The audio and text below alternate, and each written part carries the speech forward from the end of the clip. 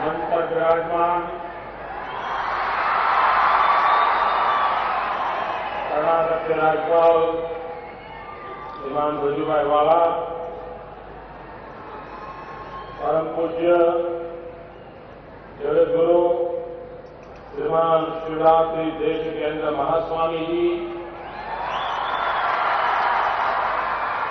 राज्य के मुख्यमंत्री श्रीमान सिद्धरामैया जी,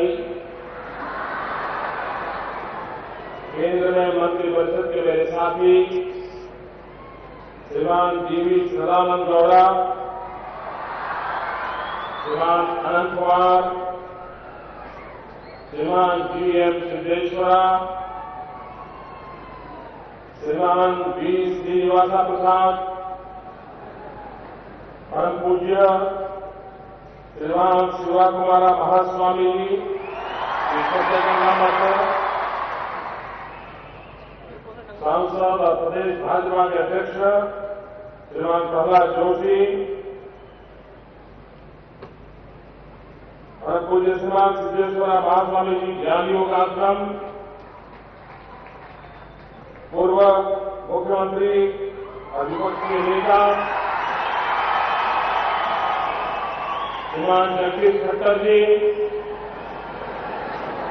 पूर्व मुख्यमंत्री और संसद में मेरे साथी श्रीमान जीएस येदियुरप्पा जी,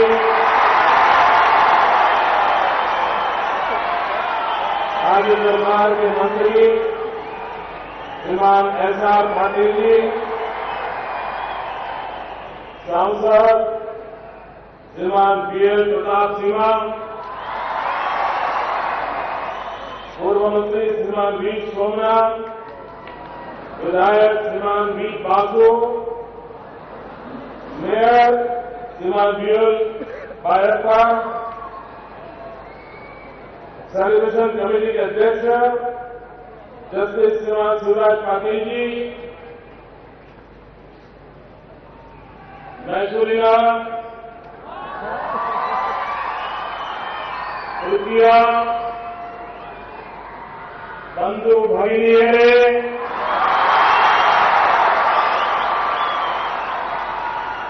निमगेलानंद, नमस्कार लोग।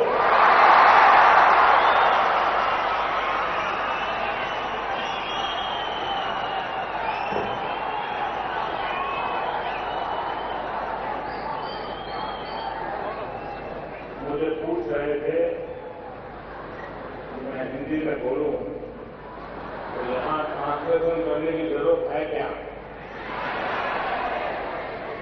स्वामी जी स्वयं बताए कि कोई जरूरत नहीं, यहां सब हिंदी समझते हैं।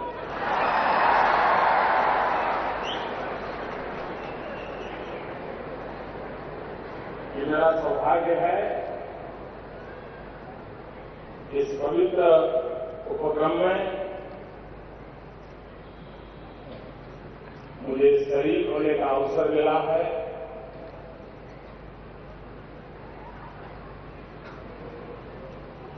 इतनी बड़ी संख्या में संतों की हाजिरी हो,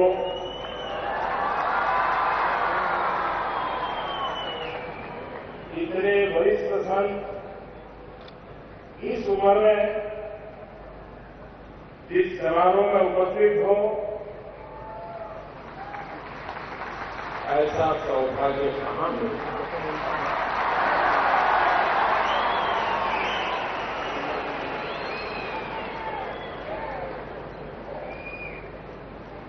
कुछ दिन पहले मैं लंदन गया था।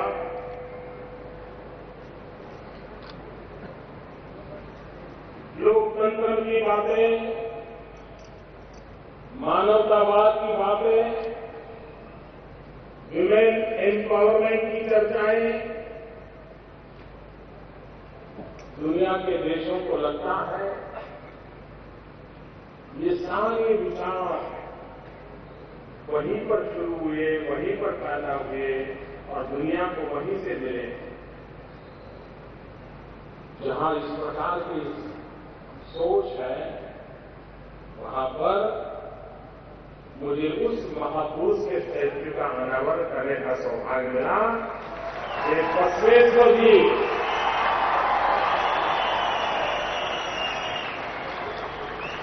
सोशल रिफॉर्मिस्ट कैसे होते हैं, विमेन एम्पावरमेंट क्या होता है, ग्रासरूट लेवल डेमोक्रेसी की ताकत क्या होती है, सदियों पहले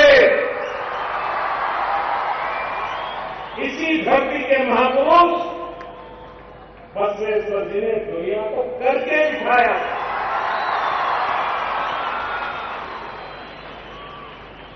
ब्रिटेन के पार्लियामेंट के स्पीकर उस कार्यक्रम में मौजूद थे और जब मैंने समाज सुधार का महान काम करने वाले बसवेश्वर जी की बातें सुनाई तो उनके लिए बड़ा आश्चर्य था कि सदियों पहले भारत में महापुरुष का ऐसा चिंतन हुआ करता था और वो सिर्फ विचार नहीं, व्यवहार भी था, आचरण भी था और करके दिखाया।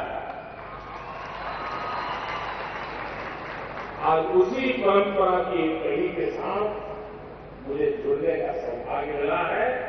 मैं अपने आप को बहुत भाग्यशाली मानता हूं।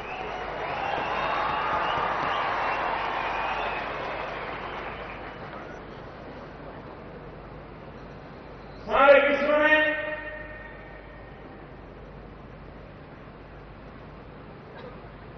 इस बात के विषय में बहुत कम जानकारी है और कभी कभी तो विश्व छोड़ो, हमारे देश में भी एक बहुत बड़ा वर्ग ऐसा है जो अपने आप को बहुत बड़ा बुद्धिमान मानता है, बड़ा एलिट क्लास मानता है। उन्हें अंदाज नहीं है कि भारत में ऋषियों ने, मुनियों ने, संतों ने, मठों ने समाज के लिए कितने बड़े बड़े काम किए।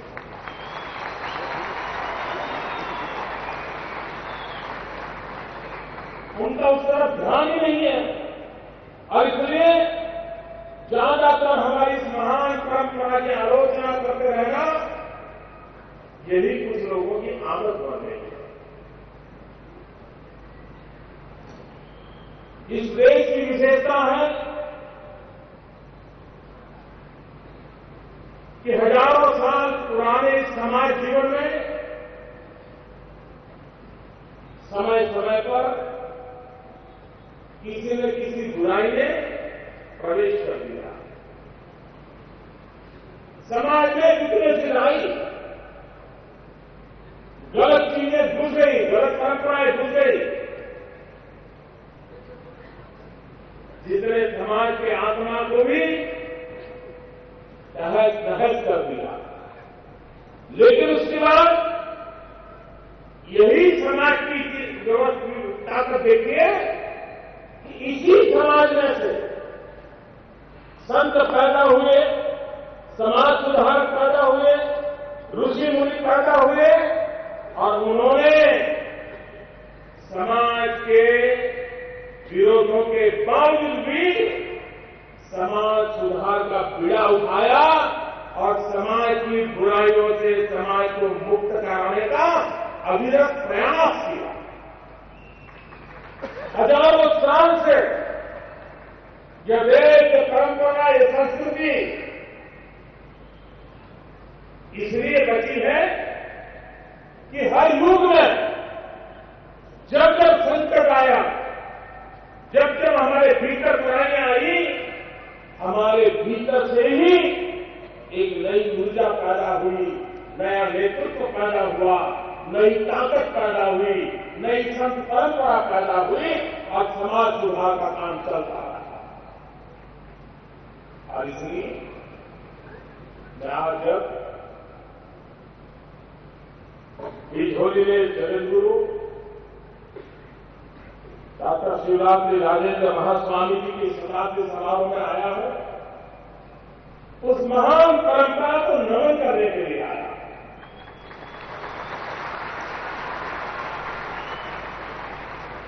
जिस महान परंपरा ने समाज के हितों की, समाज के कल्याण की चिंता करने में कभी कोई कमी नहीं है। हम आजादी के आंदोलन को देखें, इस तरफ हमारे लोगों का ध्यान बहुत कम जाता है, लेकिन अगर हम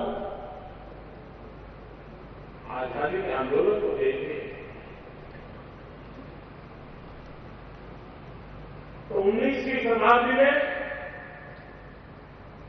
और 18वीं शताब्दी, 18th सेंचुरी, 19th सेंचुरी, ये दो शताब्दी की हम नजर करें तो हमारे ध्यान में आएगा कि 20वीं शताब्दी में जो आजादी के आंदोलन की तीव्रता पैदा हुई, उसके पीछे 19वीं शताब्दी और 18वीं शताब्दी, 18th सेंचुरी, 19th सेंचुरी में हमारे संतों महंतों ने, जिसको हम भक्ति युग कहते हैं, उस भक्ति युग में जो चेतना जगाई गई, भारत की आत्मा को जगाने का प्रयास हुआ और हिंदुस्तान के हर इलाके में, पूरब हो, पश्चिम हो, उत्तर हो, दक्षिण हो, हर भाषा भाषी में कोई न कोई संत पैदा हुआ जो संत मठ मंदिरों से बाहर निकला, एक सामूहिक जागरण का अभियान चलाया, पूरे देश में फिर से एक बार समाज के आत्मा को जगाने का काम 2 शताब्दी तक हमारे संतों ने, हमारे महापुरुषों ने किया। और वो चेतना जगी जिस चेतना में से 1857 का स्वातंत्र संग्राम की ज्योति जलती, वही चेतना से 1947 में देश आजादी को प्राप्त कर सका था। आजादी के आंदोलन की पीठिका ऐसे महापुरुषों ने रखी, जिसको आगे महात्मा गांधी का नेतृत्व मिला।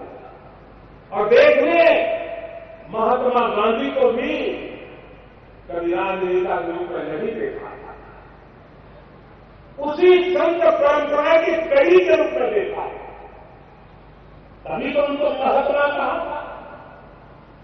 जो बात संतों महंतों के लिए कही जाती थी, वो बात महात्मा गांधी के लिए कही जाती थी। उसी परंपरा का नेतृत्व मिला और तब जाकर के देश को आजादी प्राप्त हुई। और इसलिए भारत में समाज जीवन की हर कमियों पर आई, कमियों से मुक्ति दिलाने का काम हमारे संतों के द्वारा। उसी प्रकार से आज हम इस पीठ को देखें, मुझे यहां पहले जाने का सौभाग्य मिला है। शिक्षा के क्षेत्र पर कितना प्रावधान हुआ है, करीब 1 लाख विद्यार्थियों की जिंदगी यहां बदल गई।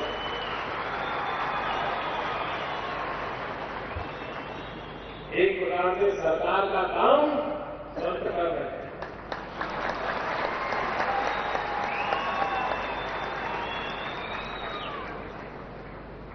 सरकार का बोझ भी हल्का कर रहे हैं और समाज की शक्ति बढ़ा रहे हैं।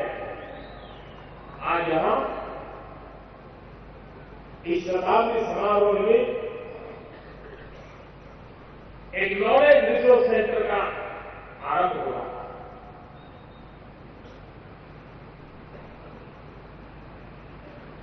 ये बात कहते हैं कि पिछली शताब्दियों में राष्ट्र की शक्ति को नापने का आधार या तो धन शक्ति हुआ करता था या तो सैन्य बल शक्ति हुआ करता था। इस देश के पास कितना मिलिट्री पावर है और कितना मनी पावर है, उसके आधार पर विश्व में उस देश की ताकत को नापा जाता है। उसी के आधार पर वो देश कितना शक्तिशाली है और उसके आधार पर विश्व में उसकी स्वीकृति बनती है। लेकिन वक्त बदल चुका है। आज धनबल हो या सैन्य बल हो, इस तरह से गाड़ी चलती नहीं है। 21वीं सदी ये ज्ञान की सदी है।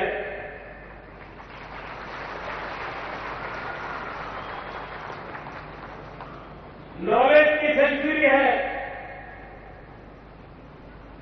जिसके पास ज्यादा इंफॉर्मेशन होगी, ज्यादा नॉलेज होगा,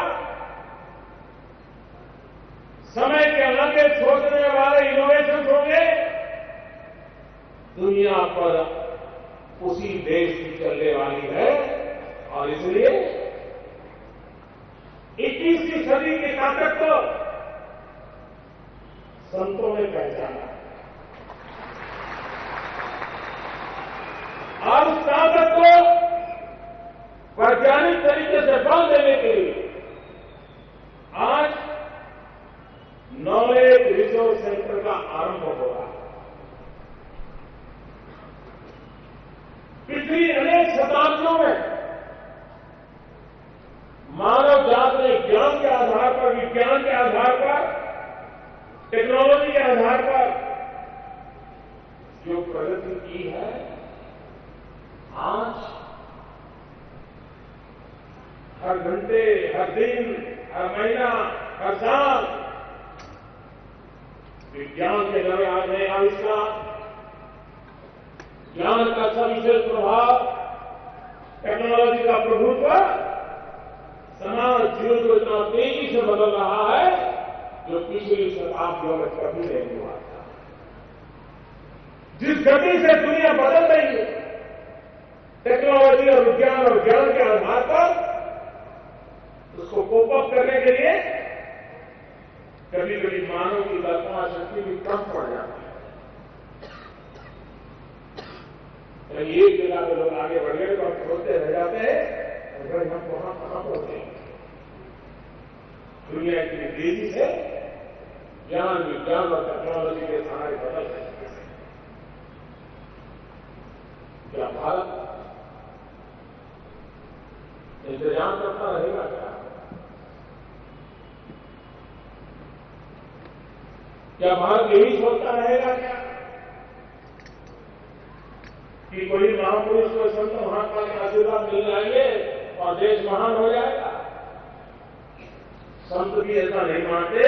संत भी मानते हैं कि नॉलेज रिसोर्स सेंटर बनाने पड़ेंगे।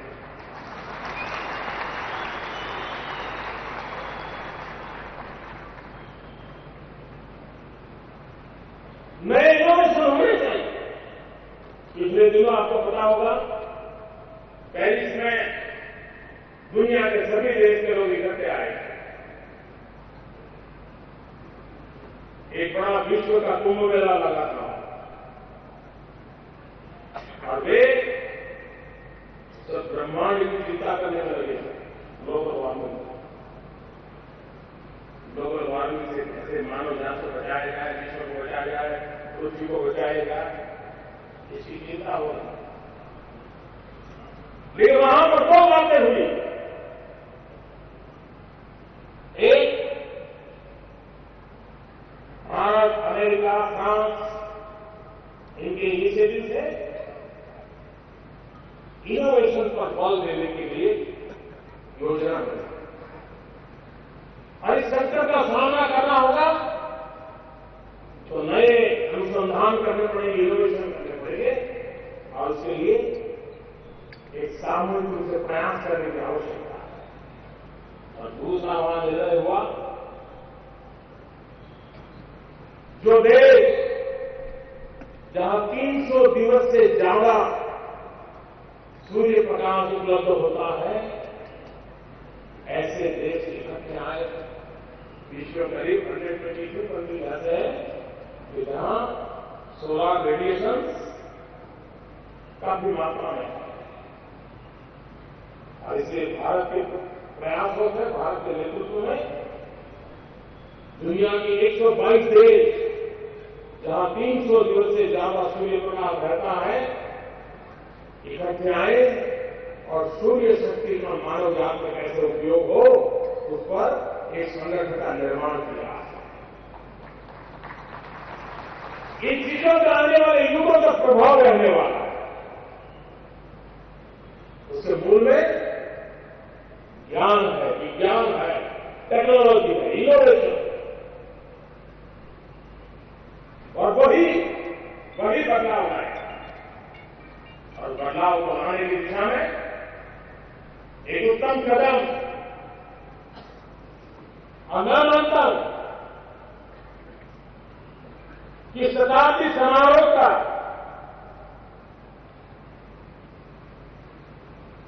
पूज्य स्वामी जी को उत्तम से उत्तम श्रद्धांजलि इस एक उत्तम कदम के द्वारा दी जा रही है।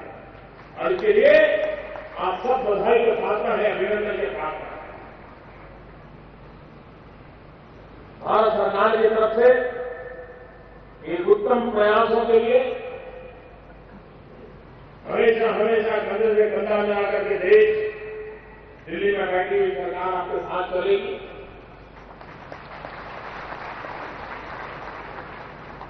और नए इनोवेशन समाज जीवन के काम आए, ज्ञान का भंडार मानव जाति के कल्याण का कारण बने, उस दिशा में हम प्रयास करते रहे। आज जब मैं इस पवित्र कार्यक्रम में आया हूं, मैं देश के जवानों का गर्व करना चाहता हूं, देश के सुरक्षा बलों का गर्व करना चाहता हूं, उनका अभिनंदन करना चाहता हूं। जब युद्ध होते हैं तो दुश्मन देश अपने सामने वाले देश की सैन्य शक्ति पर घात करने के प्रयास करता है। आज मानवता के दुश्मनों ने जो भारत की प्रगति को देखने की उनको परेशानी हो रही है, ऐसे तत्वों ने, ऐसी ताकतों ने पठानकोट में हिंदुस्तान की सैन्य शक्ति का एक महत्वपूर्ण अंग एयरबेस को उड़ा देने का प्रयास किया। मैं देश के सुरक्षा बलों को बधाई देता हूं कि दुश्मनों के इरादों को उन्होंने आंख में चलाया। उनको सफल नहीं होने दिया। और जिन जवानों ने शहादत की है, उनकी शहादत को मैं नमन करता हूं। और देशवासियों को मैं विश्वास दिलाता हूं कि हमारे सुरक्षा बलों में वो सामर्थ्य है कि दुश्मनों की कोई भी नापाक इरादों को उगते ही खत्म करने की वो ताकत रखते हैं और देश को सुरक्षा प्रदान करते हैं। मैं उन जाबाज जवानों को बधाई देता हूं, उन सुरक्षा बलों को अभिनंदन करता हूं। और ऐसे समय राष्ट्र का आत्मविश्वास, राष्ट्र का धैर्य और राष्ट्र की एकता एक स्वर में राष्ट्र में बोलता है तो दुश्मन के घर से नष्ट हो जाते हैं। उस संकल्प को लेकर के आगे बढ़े, इसी एक अपेक्षा के साथ बहुत बहुत धन्यवाद आपका। पूज्य स्वामी जी के श्री चरणों में प्रणाम करता हूं। और ये नॉलेज रिसोर्स सेंटर 21वीं सदी में हमें नई ताकत दे, इसी एक अपेक्षा के साथ बहुत बहुत धन्यवाद।